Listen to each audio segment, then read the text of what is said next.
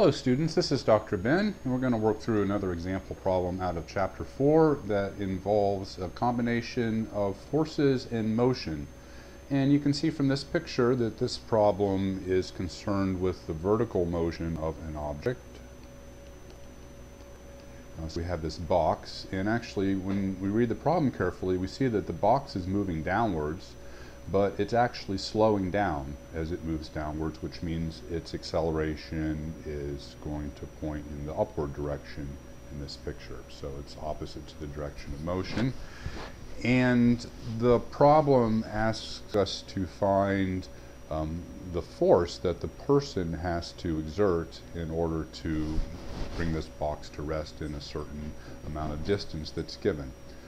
So since we want to find something about the force, chances are we're going to have to solve the motion part of the problem first. So the motion first will help us find the acceleration.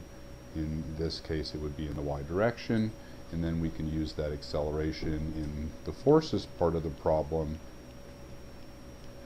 We would do that second, and then that would help us find the value of this pushing force.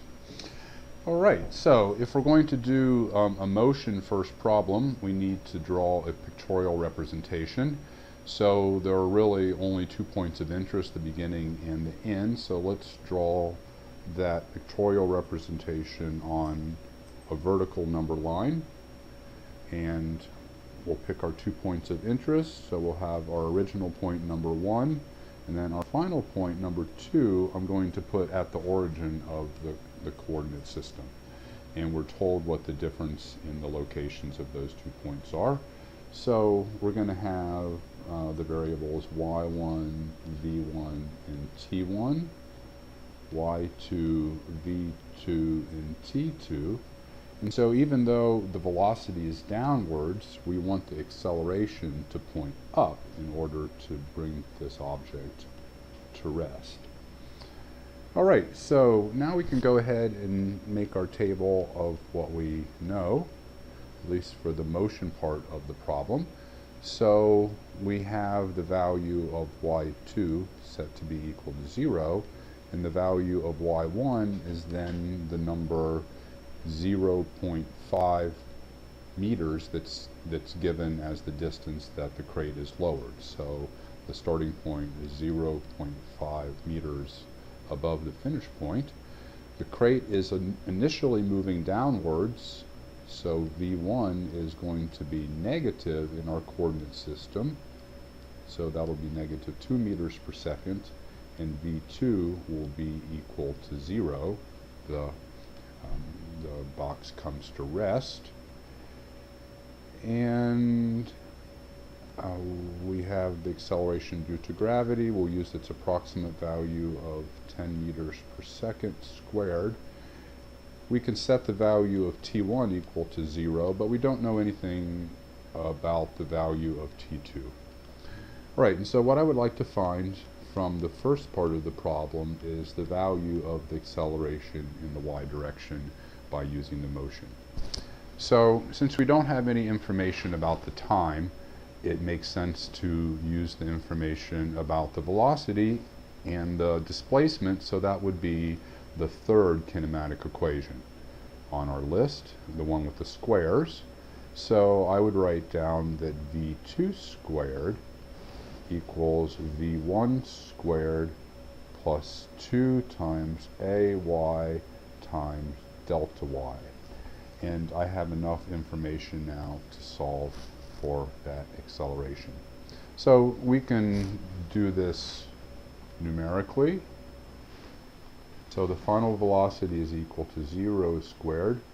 The initial velocity was negative 2, and that's squared, plus 2 times ay, which is our variable, and then the delta y is going to be 0 minus 0.5 meters because the object ends up below where it started. Alright, so we have 0 equals 4, negative 2 squared, plus 2 times negative 0.5, which is negative 1, so that would be negative 1 multiplied by AY. And then if I take that AY to the other side, I get AY equals plus 4. And then that would have the units of meters per second squared.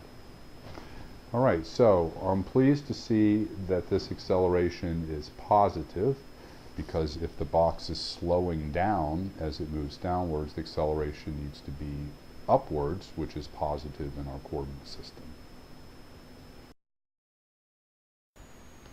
So we'll go ahead and continue with this problem. Now that we've figured out what the acceleration in the y direction was from looking at the motion, now we can use the forces in order to find the unknown, which is actually the pushing force that the person exerts on the crate.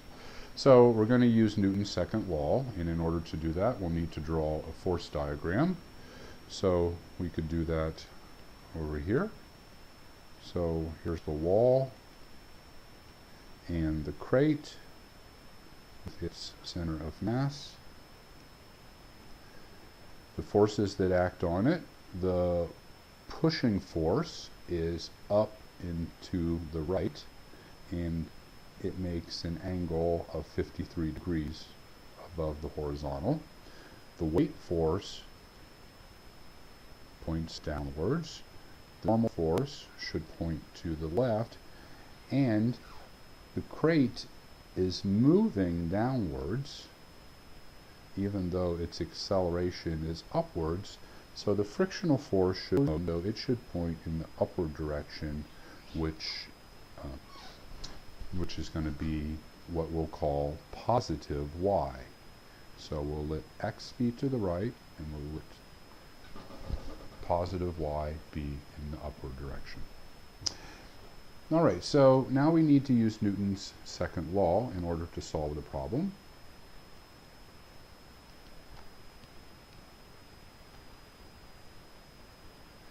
And the x direction is the one in which there is no motion in this problem.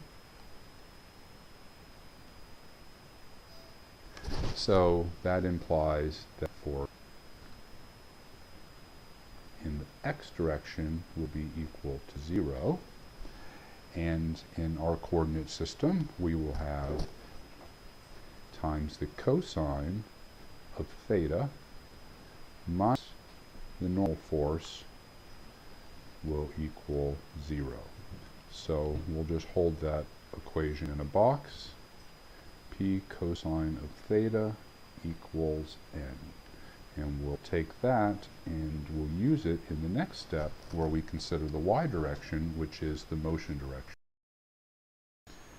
Alright, so now that we've considered the x direction in which no motion occurs, we can consider the y direction for the crate in which there is acceleration, and so the acceleration in the y direction by Newton's second law will be the net force in the y direction divided by the mass. So we have the value of the acceleration from the first part of the problem.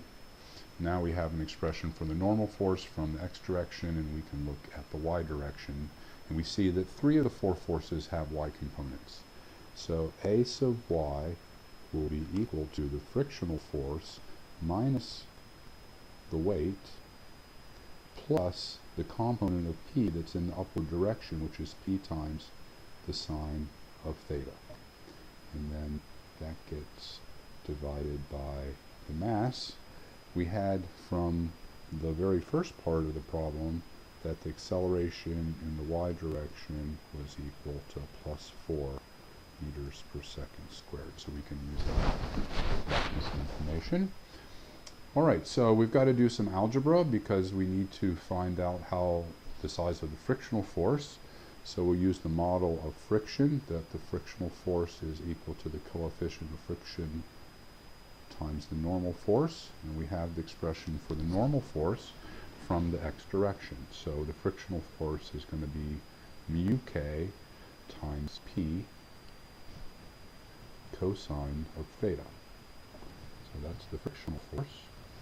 and we'll take that frictional force, plug it up into the expression for the acceleration, and then we'll see that we actually only have one unknown, which is the value of this pushing force that the person.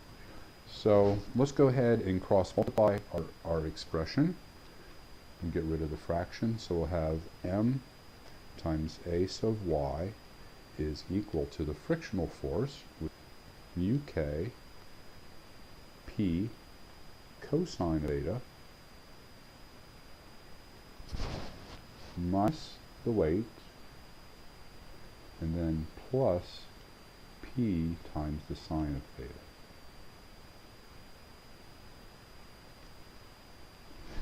Alright, so let's do one more step, and we'll combine the two terms that have the p in it together. So we have m times a sub y equals p times the quantity mu k cosine of theta plus sine of theta. Now close my bracket, and then I'm going to subtract.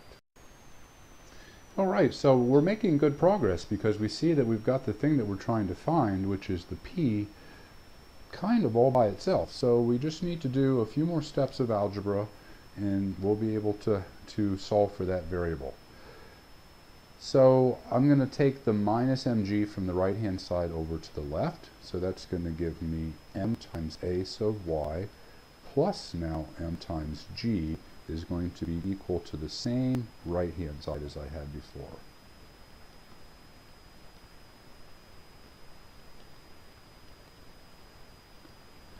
Alright, so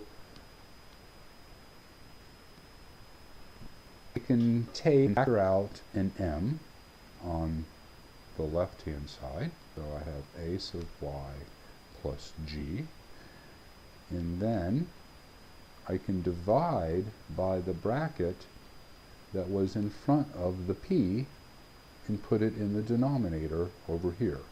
Mu sub k cosine of theta plus sine of theta.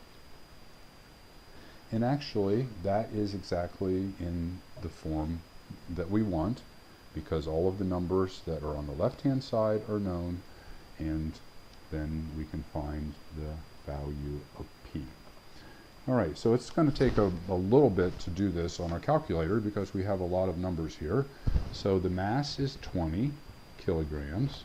The acceleration from early on in the problem, 4 meters per second squared, plus the acceleration, which will approximate as 10.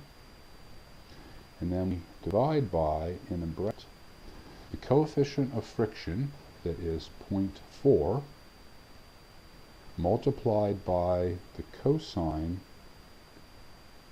of the angle, that is 53 degrees, plus the sine of the angle, which is 53 degrees. So get my calculator out and we'll just work this through in stages. So the numerator is going to be 10 plus 4, which is 14, times 20, so that will be equal to 280. Alright, the denominator I'll use my calculator for. So the cosine of 53 is equal to 0.6 times